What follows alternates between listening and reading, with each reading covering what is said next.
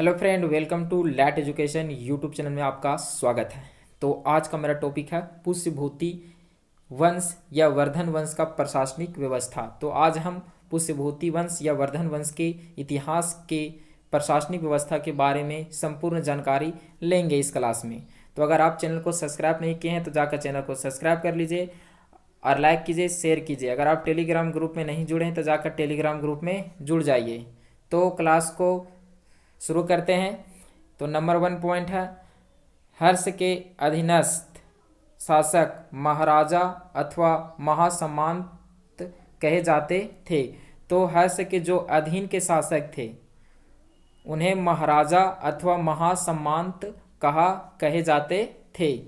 अगला पॉइंट है, हर्ष के मंत्री परिषद में मंत्री को सचिव या अमात्य कहा जाता था। तो हर्षवर्धन के मंत्री परिषद में मंत्री को सचिव या अमात्य कहा जाता था। अगला पॉइंट है, प्रशासन के सुविधा के लिए हर्ष का साम्राज्य कई प्रांतों में विभाजित था।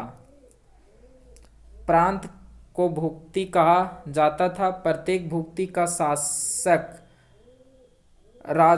राजस्थानीय, उपारिक अथवा राष्ट्रीय कहलाता था। तो प्रशासन की सुविधा के लिए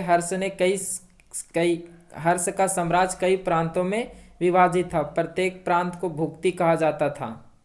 प्रत्येक भुक्ति का शासक मतलब जो भुक्ति पर शासन करता था उसे राजस्थानीय या उपारिक अथवा राष्ट्रीय कहा जाता था।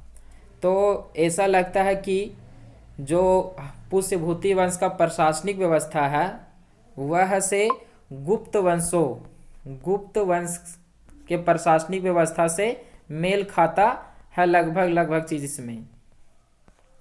तो अगला पॉइंट है,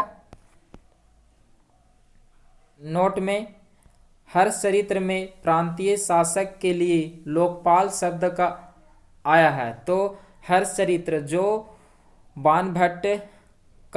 बाणभट्ट के द्वारा लिखित पुस्तक है हर्ष चरित्र, उसमें है से प्रांतीय शासक के लिए लोकपाल शब्द का उल्लेख आया। लोकपाल। अगला पॉइंट है, भुक्ति का विभाजन जिलों में हुआ है। जिले की संज्ञा थी। तो भुक्ति का विभाजन जिलों में था। जिलों मतलब उस समय जिला की संज्ञा थी। अगला पॉइंट है, विषय जिसका प्रधान विस्पति होता था। तो विषय जिसका प्रधान कौन था? विस्पति होता था। विषय के अंतर्गत कई पाठक आधुनिक में तहसील या प्रखंड होते थे। अगला पॉइंट है, ग्राम शासन की सबसे छोटी इकाई थी। तो ग्राम शासन का प्रधान, तो ग्राम पर जो शासन करता था उसे ग्रामक्ष पटलिक कहा जाता था। अगला पॉइंट है,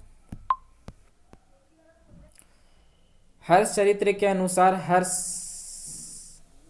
हर्षवर्धन की मंत्री परिषद। तो हर्ष चरित्र के अनुसार है से हर्षवर्धन की मंत्री परिषद या मंत्री परिषद, इसमें है भांडी प्रधान सचिव होता था। सिंहनाद प्रधान सेनापति था। कुंदल अश्व सेना का प्रधान। और लास्ट है स्कंद गुप्त गज सेना का प्रधान था। तो हर्ष चरित्र के अनुसार हर्षवर्धन का मंत्री परिषद इस प्रकार था। अगला पॉइंट है, पुलिस कर्मियों को चाट एवं भाट कहा गया है। तो पुलिस कर्मियों को से चाट और भाट कहा गया। अगला पॉइंट है, पुलिस विभाग के अधिकारियों को दंडपाशिक तथा दंडिक कहा जाता था। अगला पॉइंट है, अश्व सेना के अधिकारियों को ब्रेधेश्वर कहा जाता था। तो अश्व सेना के अधिकारियों को ब्रेधेश्वर कहा जाता था। अगला पॉइंट है, पैदल सेना के अधिकारियों को बलाधिकृत या महाबलाधिकृत कहा जाता था। अगला पॉइंट है, हर्ष चरित्र में सिंचाई के साधन के रूप में तुल्या यंत्र या जल पंप का उल्लेख मिलता है। अगला पॉइंट है, हर्ष के समय मथुरा सूती वस्त्रों के निर्माण के लिए प्रसिद्ध था। तो हर्षवर्धन के समय से मथुरा है से सूती वस्त्रों के निर्माण के लिए प्रसिद्ध था। अगला पॉइंट है चीनी यात्री ह्वेनसांग हर्षवर्धन के शासन काल में भारत आया था। तो चीनी यात्री जो ह्वेनसांग था वह हर्षवर्धन के शासनकाल में भारत आया था। अगला पॉइंट है हर्ष को भारत का अंतिम हिंदू सम्राट कहा गया है, लेकिन वह न तो कट्टर हिंदू था और न ही सारे देश का शासन ही। तो हर्षवर्धन को ऐसा क्यों कहा गया कि वह अंतिम हिंदू सम्राट था, लेकिन वह कट्टर हिंदू नहीं था और न ही सारे देश का शासन ही। तो ऐसा इसलिए कहा गया है क्योंकि हर्षवर्धन है से शुरुआत में मतलब बचपन में है से शिव भगवान का शैव धर्म का बड़ा ही अनुयायी था, लेकिन ह्वेनसांग के प्रभाव में आने के कारण हर्षवर्धन है से बौद्ध बन गया।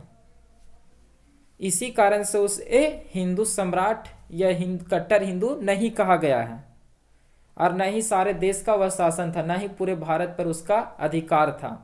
इस कारण से हर्षवर्धन को न ही कट्टर हिंदू कहा गया है और न ही सारे देश का शासन कहा गया है। इस कारण से उसे अंतिम हिंदू सम्राट भी नहीं कहा जा सकता है।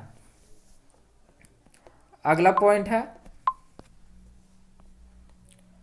और लास्ट पॉइंट बाणभट्ट हर्ष के दरबारी कवि थे। तो बाणभट्ट से हर्षवर्धन के दरबारी कवि थे।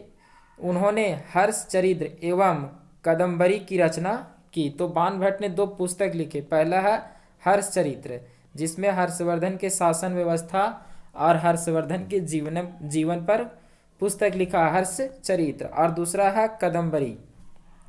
तो आज का क्लास यहीं पर समाप्त करते हैं। हम नए क्लास में नए ऊर्जा और नए जोश के साथ और नए उमंग के साथ फिर मिलेंगे, और अगले क्लास में हम दक्षिण भारत के राजवंशों के बारे में पढ़ाएंगे।